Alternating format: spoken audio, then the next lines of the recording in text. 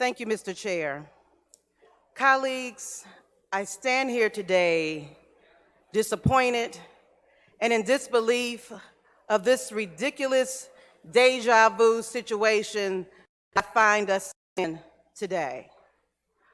It wasn't so long ago when I was a freshman in this chamber, and I remember a former governor who went across the state picking up rocks off the road out of potholes, demonstrating, illustrating to us the need to fix the roads. Fixing our roads and our infrastructure is not a joke. Fix the damn roads is not a fancy or funny campaign slogan. Fixing the roads and infrastructure is a matter of life and death. When I leave this building and the sun has set and I am trying to make it home going east on 96 to get to 696, and it gets darker and darker. And I can't see because the lines haven't been repainted on the roads. Or I know that, in that section right there, the road gets a little rough. Or there's a pothole somewhere here. It is dangerous. We are putting Michiganders' lives in harm when we don't take seriously funding and investing in our roads and infrastructure. This budget perpetuates a continued pattern of disinterest and disinvestment in roads and infrastructure. Our roads have been crumbling around us for years. Our bridges are on the verge of collapse. Our weak infrastructure puts Michiganders in danger. Colleagues, what are we waiting for? When is enough enough? Do we have to wait for some horrible, catastrophic event to happen?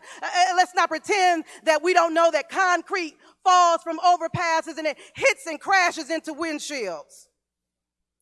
Let's not pretend that we don't have a serious problem or that we don't know about across our nation, like in places like Florida last year where an entire bridge collapsed and people lost their life.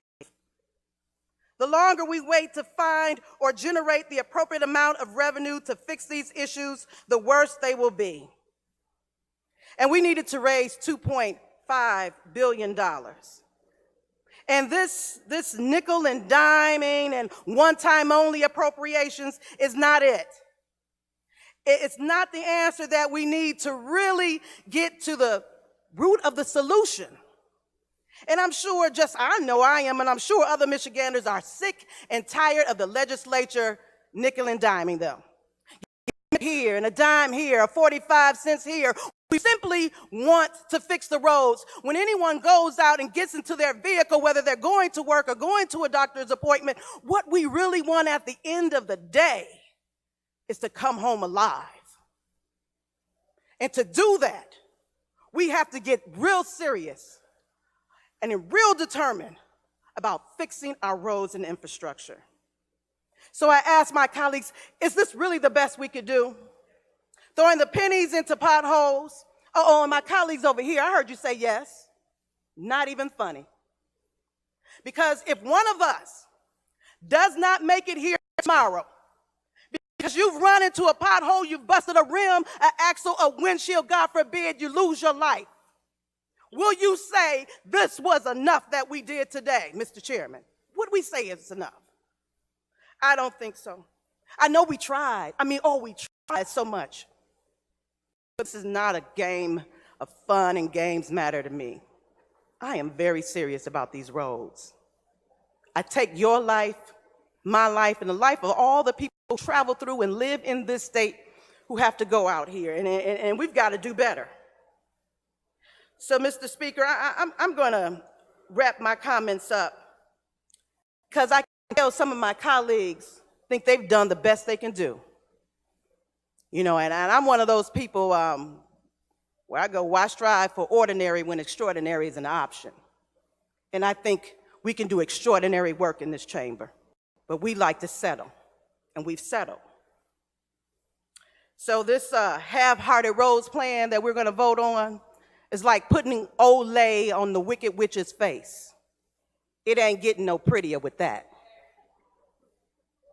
So with that, Mr. Speaker, I urge my colleagues, don't vote for this. We can do better. Thank you.